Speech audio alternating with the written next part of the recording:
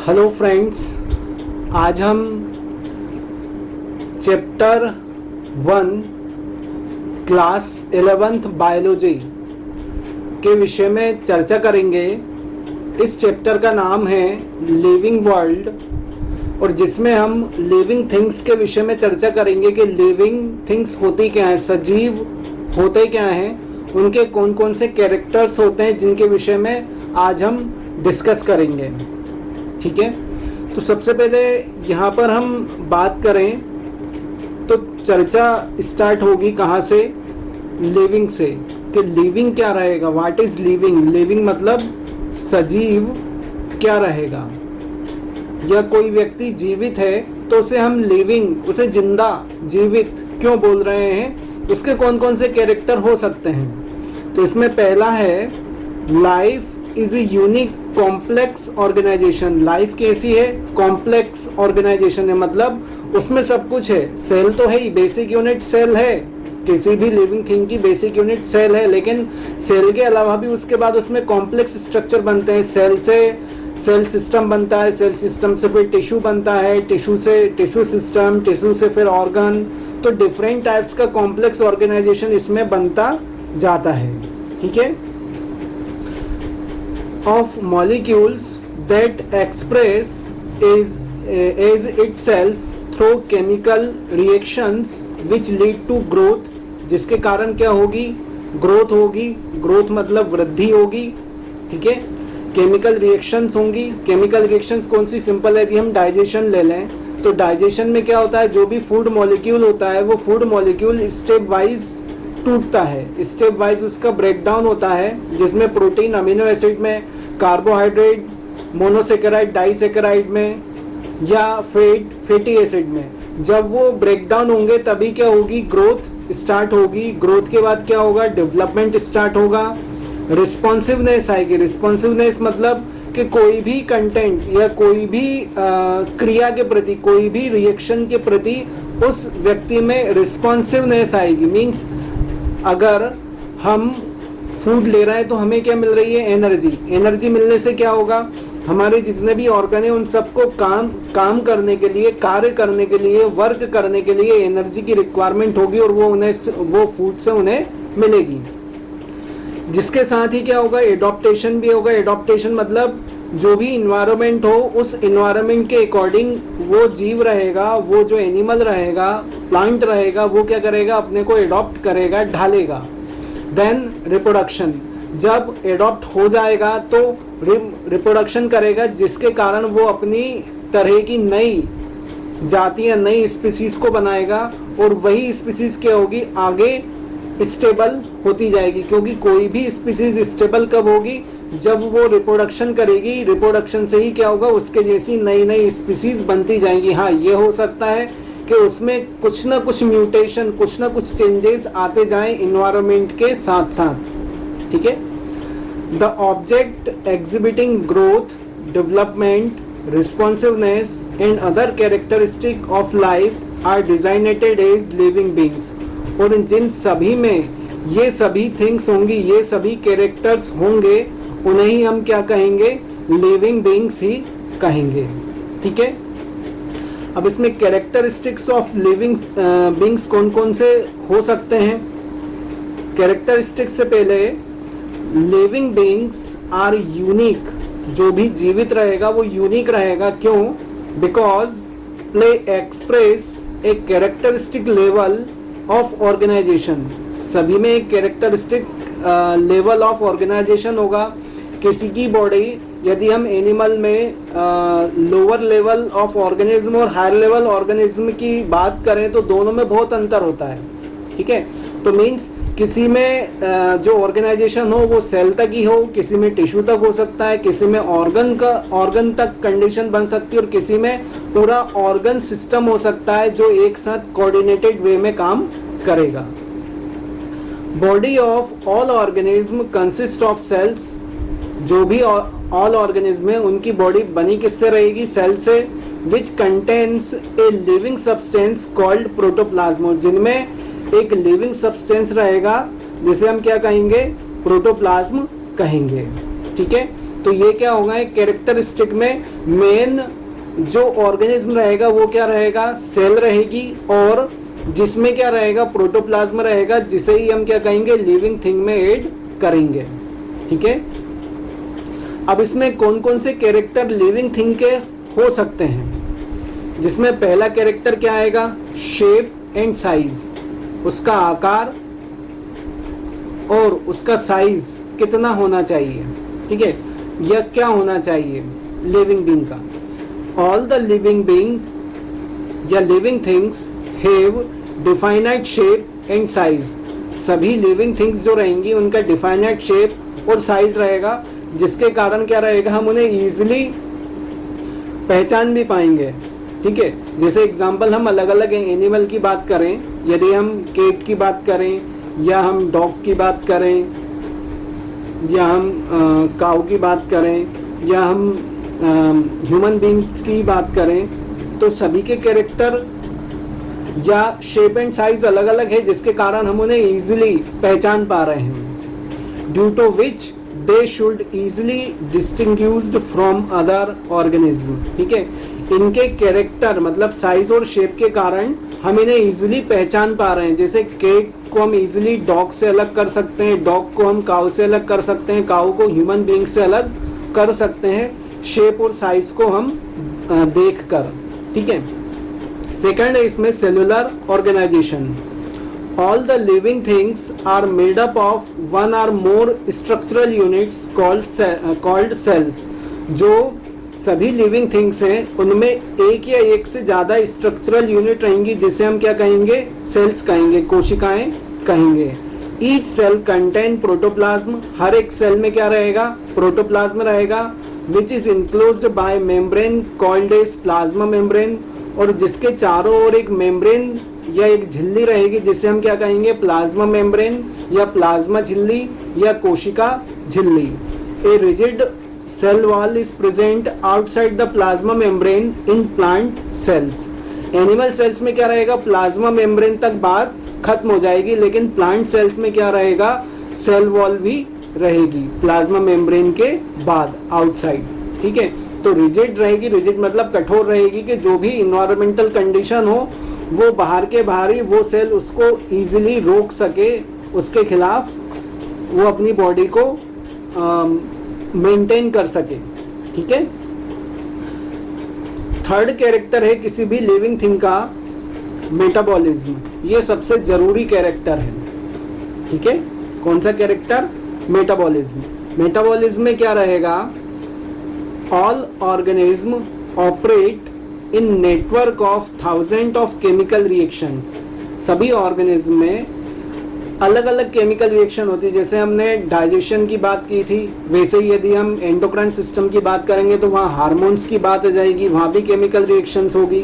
ठीक है, एंजाइम्स में हम इंटेस्टाइन की बात करेंगे, स्मॉल इंटेस्टाइन में भी डाइजेशन होता है, डाइजेस्टिव सिस्टम इंटेस्टाइन तक जाता है, एनस तक। ठीक है, तो मतलब वहाँ भी कहीं ना कहीं कुछ ना कुछ केमिकल रिएक्शंस होती हैं, क्योंकि कंप्लीट डाइजेशन का होता है इंटेस्टाइन में। The sum total of all chemical reactions occurring in an organism due to specific interactions amongst different types of molecule within the interior of cells is called metabolism. ठीक है, इसमें क्या रहेगा, इसमें उन्होंने बताया कि जितनी भी केमिकल रिएक्शंस रहेंगी, ऑल केमिकल रिएक्शंस वो कहाँ होंगी, सेल के अंदर इंटीरियर साइड में। ठीक है, अलग अलग टाइप्स की होंगी, जिसे ही हम क्या कहेंगे, मेटाबॉलिज्म।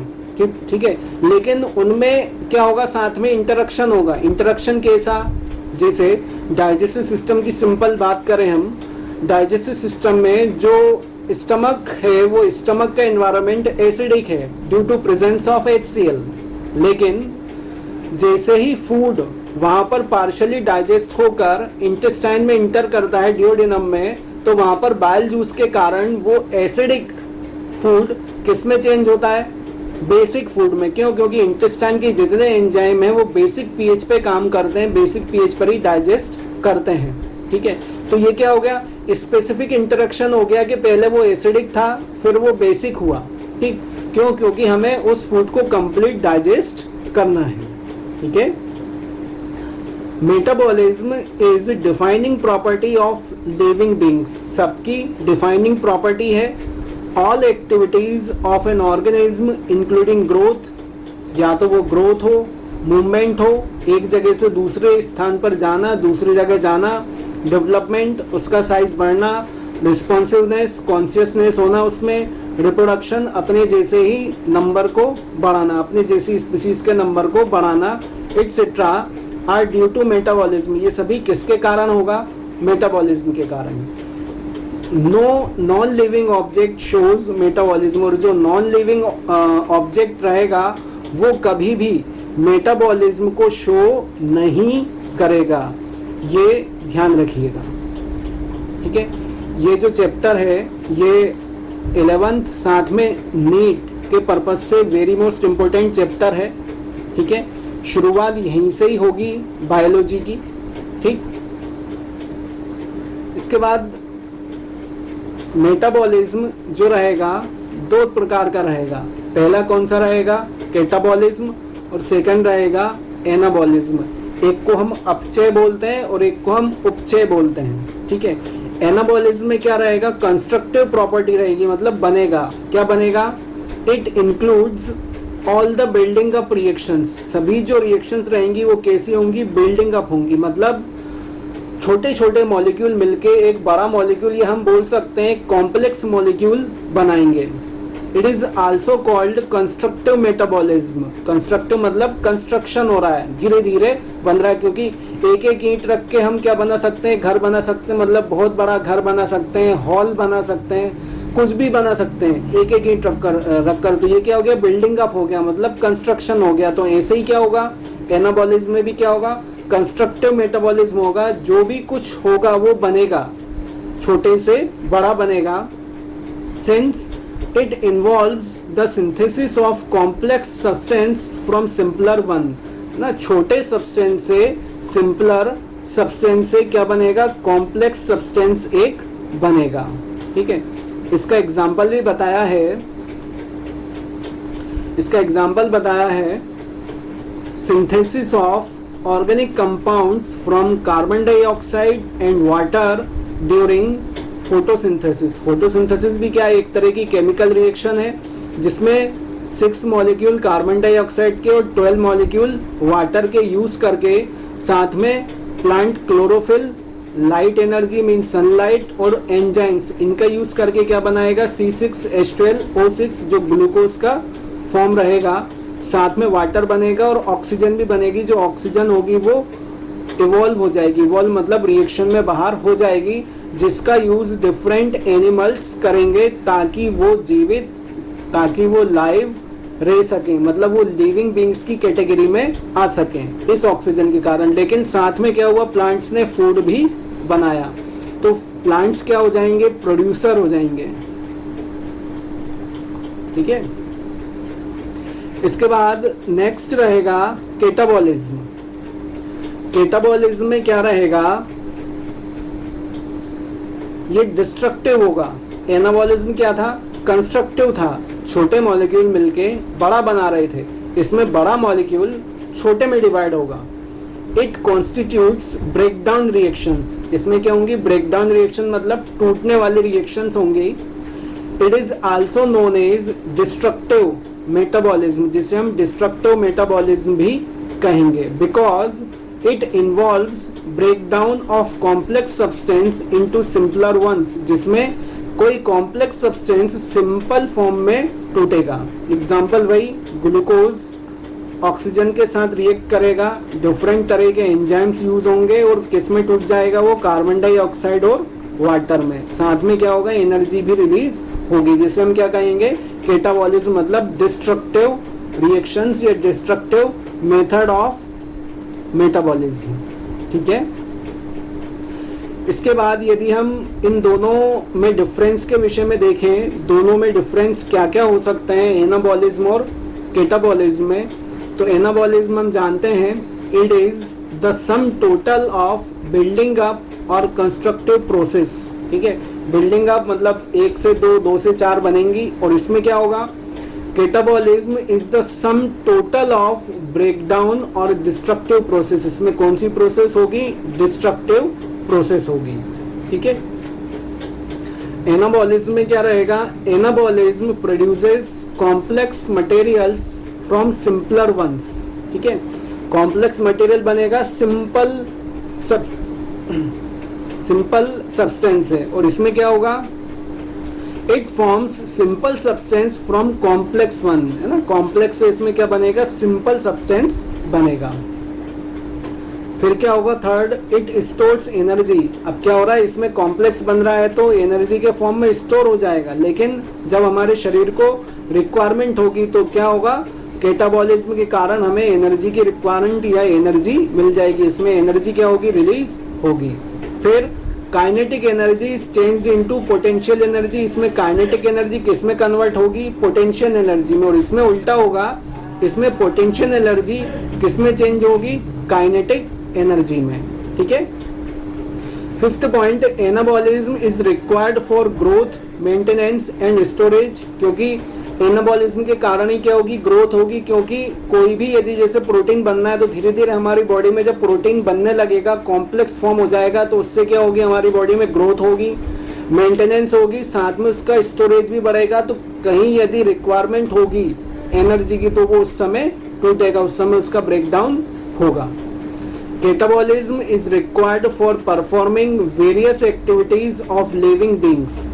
ठीक है, कैटाबॉलिज्म के द्वारा डिफरेंट तरह की एक्टिविटीज लिविंग बींग्स में परफॉर्म होती हैं। ठीक है, और लास्ट है, fewer types of precursors form diverse product. जो प्रिकर्सर्स बनते हैं किनसे, डाइवर्स प्रोडक्ट्स हैं। प्रिकर्सर्स वो होते हैं कोई भी रिएक्शंस में पहली स्टेप हम बोल सकते हैं जो इनिशिएटिव का फॉर्म लेंगे, जिनके कारण इनिशिएशन होगा।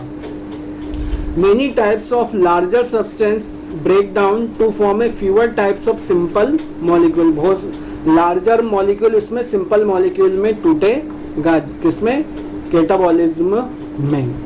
ठीक है, इसके बाद नेक्स्ट है लिविंग बींग्स के कैरेक्टर में ग्रोथ। ग्रोथ क्या रहेगी, ग्रोथ को हम हिंदी में कहते हैं वृद्धि। Growth is irreversible increase in mass of an individual। irreversible बोल रहे हैं किस लिए, क्योंकि एक बार जब किसी एनिमल का साइज बढ़ गया तो वापस छोटा नहीं हो सकता। हम बचपन में छोटे थे तो अब यदि हम सोचे छोटे हो जाएं तो नहीं हो सकते, क्योंकि वो कैसी रिएक्शन है, irreversible रिएक्शन है। A multicellular organism increase its mass by cell division. कोई भी जो मल्टीसेलुलर ऑर्गेनिज्म है वो अपने मास को किससे बढ़ाता है, सेल डिवीजन से। अब सेल डिवीजन भी दो टाइप का रहेगा, एक माइटोसिस और एक मियोसिस। माइटोसिस में इक्वल डिवीजन होगा, जबकि मियोसिस में इक्वल नहीं होता। हम ये बोल सकते हैं कि माइटोसिस में एक सेल के डिवीजन से 2 सेल बनती हैं इक्वल, और मियोसिस में एक सेल से 4 सेल बनती हैं, क्योंकि मियोसिस 2 बार होता है।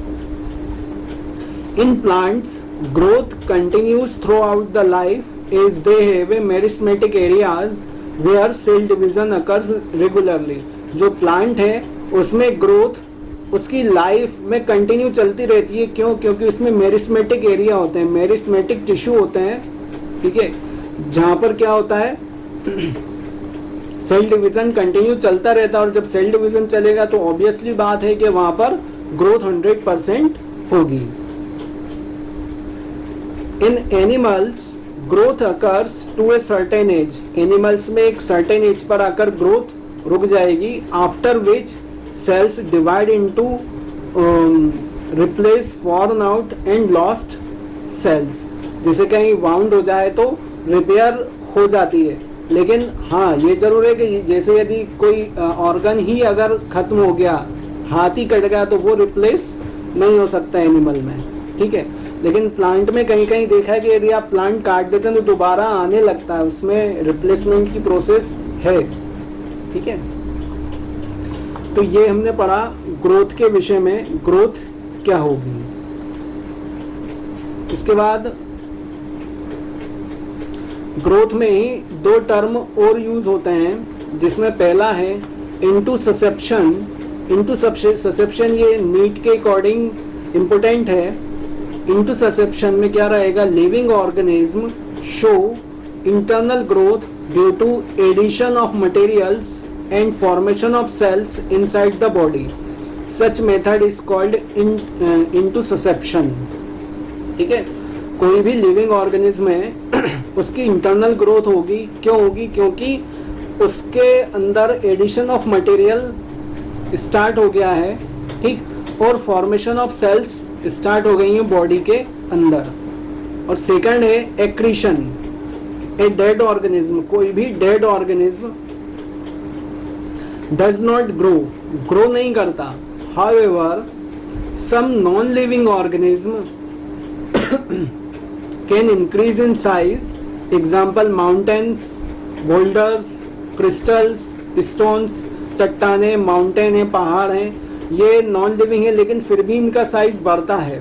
It is due to addition of similar materials of their outer surface. इनकी आउटर सरफेस पर उन्हीं के जैसा मटेरियल एड होने लगता है, एडिट जमने लगता है। The process is called accretion, जिसे ही हम क्या कहेंगे, प्रोसेस को एक्रीशन कहेंगे। ठीक है, ये ग्रोथ के टर्म में ही दो अलग अलग टर्म यूज होते हैं, इनको ध्यान में रखिएगा। नेक्स्ट हमारा पॉइंट है लिविंग बीइंग्स का रिप्रोडक्शन। रिप्रोडक्शन में क्या रहेगा, it is the formation of new individual of the similar kind life arises from pre existing life. Reproduction में क्या रहेगा, एक नया इंडिविजुअल बनेगा, एक नई संतान बनेगी। किसके जैसी बनेगी, जैसी वो स्पीसीज रहेगी, similar kind life arises from pre existing life, पहले से ही जो स्पीसीज रहेगी उसी के जैसी एक नए इंडिविजुअल का बनना। ठीक है, उसे ही हम क्या कहेंगे, reproduction. Reproduction is of two types, asexual and sexual. Asexual reproduction is uniparental, asexual में एक ही पेरेंट की बात होगी, while sexual reproduction is generally biparental. और जो सेक्सुअल रिप्रोडक्शन है वो कैसा रहेगा, बायपेरेंटल, मतलब उसमें मेल एंड फीमेल की रिक्वायरमेंट होगी। Asexual reproduction is the formation of new individual from specialized or unspecialized part of a single parent without the formation infusion of gamete. Asexual reproduction में क्या रहेगा, एक न्यू इंडिविजुअल बनेगा, या तो specialised part रहेगा या अनस्पेशलाइज्ड पार्ट रहेगा सिंगल पेरेंट का, जिससे क्या होगा, विदाउट फ्यूजन होगा गेमिट्स का, सिंगेमी नहीं होगी। सिंगेमी मतलब मेल एंड फीमेल गेमिट का मिलना, ये नहीं होगा। उसके बाद भी क्या होगा, एक नया इंडिविजुअल बनेगा, उसे ही हम क्या कहेंगे, एसेक्सुअल रिप्रोडक्शन कहेंगे। इट अकर्स बाय स्पोर्ट्स के द्वारा हो सकता है, बाइनरी फिजन के द्वारा हो सकता है, कोई भी एनिमल दो इक्वल पार्ट्स में डिवाइड हो जाना, मल्टीपल फिजन दो से ज़्यादा पार्ट्स में, फ्रेगमेंटेशन दो पार्ट्स में डिवाइड होना, पर वो दोनों बराबर हों, इक्वल हों, ऐसा जरूरी नहीं रहेगा। एंड रीजनरेशन में क्या रहेगा, उस एनिमल्स को आप कहीं से भी कट कर दें कितना भी, फिर से वो अपने जैसे ही एनिमल को फिर से डेवलप कर लेगा, उसे ही हम क्या कहेंगे, रीजनरेशन की प्रोसेस कहेंगे। ठीक है, और यदि हम सेक्सुअल रिप्रोडक्शन की बात करें, sexual reproduction involves the formation infusion of two types of sex cells. दो तरह की सेक्स सेल रहेंगी जिन्हें हम गैमीट्स कहेंगे, एक male gamete and then second female gamete. The fusion product और जाइगोट, दोनों के फ्यूजन से क्या बनेगा, जाइगोट बनेगा, और उसका डेवलपमेंट होगा, give rise to an offspring, और बाद में एक संतान बन जाएगी। ठीक है, नेक्स्ट पॉइंट है लिविंग बीइंग्स का कॉन्शियसनेस। ठीक है, हम जगा हुआ इसे बोल सकते हैं, हम सभी जगे हुए हैं, एक्टिव हैं, कॉन्शियस हैं। ठीक है, it is awareness of surroundings and response to external stimuli. Means conscious body किसे कहेंगे? जिसके चारों ओर के बारे में वो जानता हो, ठीक है, और कोई भी एक्सटर्नल स्टिमुलाई उसे यदि मिलेगा तो वो उसके अगेंस्ट में क्या करेगा? रिस्पॉन्स करेगा। उसे ही हम क्या कहेंगे? कॉन्शियसनेस कहेंगे, ठीक है। एग्जाम्पल हम बोल सकते हैं, यदि बात कर रहे हैं तो सुनाई दे रहा है, सुनने के बाद वो व्यक्ति अपने विचारों को एक्सप्रेस कर रहा है तो उसे हम कॉन्शियसनेस कहेंगे, ठीक है। The external stimuli can be physical, chemical और बायोलॉजिकल। अब जो एक्सटर्नल स्टिमुलाई है वो कैसा हो सकता है? या तो वो फिजिकल कंडीशन में हो सकता है, या वो बायोलॉजिकल कंडीशन में हो सकता है, या वो केमिकल कंडीशन में हो सकता है। फिजिकल होता हुआ दिखेगा, केमिकल में भी शायद होता हुआ दिखे या ना दिखे, और बायोलॉजिकल, ठीक है, बायोलॉजिकल प्रोसेस में भी स्टिमुलाई होते हैं बहुत सारे, ठीक है। The stimuli are perceived by sense organs in higher animals, ठीक है। और जो स्टिमुलाई है वो सेंस ऑर्गन के द्वारा क्या होते हैं? ग्रहण किए जाते हैं। जैसे एग्जाम्पल हम बात करें, आईज लाइट देखने का काम करेंगी, ईयर्स सुनने का, नोज स्मेल का। Plants do not possess such sophisticated sense organ, लेकिन प्लांट्स में इस तरह के सोफिस्टिकेटेड सेंस ऑर्गन नहीं होते हैं, ठीक है। तो कॉन्शियसनेस कब होगी? जब वो व्यक्ति या वो इंडिविजुअल किसी एक्सटर्नल स्टिमुलाई के प्रति अपने कॉन्शियसनेस को क्या करेगा? एक्सप्रेस करेगा, ठीक है। नेक्स्ट है इसमें होम्योस्टेसिस। होम्योस्टेसिस क्या रहेगा? A favourable internal environment suitable for the functioning of body organs is present in every living beings, ठीक है। एक फेवरेबल इंटरनल एनवायरनमेंट, जो इंटरनल मतलब अंदर के शरीर का एनवायरनमेंट, जहाँ पर सभी ऑर्गन काम कर रहे हैं कोऑर्डिनेटेड वे में, ठीक है। या हम होम्योस्टेसिस को सिंपल वर्ड में ये बोल सकते हैं कि जो भी बॉडी के अंदर इंटरनल ऑर्गन्स हैं उनका कोऑर्डिनेटेड वे में काम करना, फंक्शन करना, उसे ही हम क्या कहेंगे? होम्योस्टेसिस की कंडीशन कहेंगे, ठीक है। Functioning of body organs is present in every living beings, it is quite different from the external environment. ये बाहर के एनवायरनमेंट से कुछ डिफरेंट हो सकता है। Changes in external environment do not have much impact on the internal environment as the living beings. जो external environment है, इंटरनल एनवायरनमेंट में ज़्यादा कुछ इम्पैक्ट अपना नहीं दिखा सकता। Have a self regulated system to adjust and maintain the internal environment. इसमें एक सेल्फ रेगुलेटेड सिस्टम है जिसके कारण इंटरनल एनवायरनमेंट किसी भी ऑर्गन को काम करने के लिए कैसा चाहिए वैसा ही वो मेंटेन रहेगा उस लिविंग थिंग्स के अंदर। The phenomena is called homeostasis. इसी फिनोमेना को हम क्या कहेंगे? Homeostasis. Homeostasis is also present in each cell of a multicellular organism. और होम्योस्टेसिस सभी ऑर्गेनिज्म में, जो मल्टीसेलुलर ऑर्गेनिज्म रहेंगे उन सभी में प्रेजेंट होगा। नेक्स्ट हम लोग देखेंगे, हमने होम्योस्टेसिस के विषय में अभी देखा था। नेक्स्ट हम देखेंगे वेरिएशन। वेरिएशन मतलब चेंज, क्योंकि वेरिएशन होना ज़रूरी है, क्योंकि वेरिएशन होगा तभी कोई स्पीसीज उस एनवायरनमेंट, उस सराउंडिंग के प्रति अपने को ढाल पाएगी, अपने को एडजस्ट या एडॉप्ट कर पाएगी, ठीक है। वेरिएशन को यदि हम सिंपल फॉर्म में देखें तो यदि पेरेंट्स हैं, उन पेरेंट्स की यदि 4 संतानें हैं तो वो 4 संतानें में कुछ ना कुछ वेरिएशन होगा, कुछ ना कुछ चेंज होगा। वो क्यों हुआ? क्योंकि उनमें कहीं ना कहीं जब गैमीट्स का मिलना हुआ तो उनमें कहीं ना कहीं कुछ म्यूटेशन हुआ। उस म्यूटेशन के कारण जो चारों संतानें वो एक जैसी ना होकर उनमें कुछ ना कुछ चेंज होगा, ठीक है। उसे ही हम क्या कहेंगे? वेरिएशन। वेरिएशन क्या रहेगा? Living beings possess variations and have the ability to evolve with time, ठीक है। टाइम के हिसाब से ये इवॉल्व मतलब बाहर निकलते रहते हैं। कभी कभी वेरिएशन इतना कम होता है कि वो एकदम दिखाई नहीं देता, लेकिन बहुत समय बाद वो एकदम माइंड होता है, ये क्लिक होता है कि ये कुछ ना कुछ वेरिएशन है जो नेक्स्ट जनरेशन में आया है। एडॉप्टेशन, बॉडी को इन्वायरमेंट के अकॉर्डिंग ढालना, एडॉप्ट करना।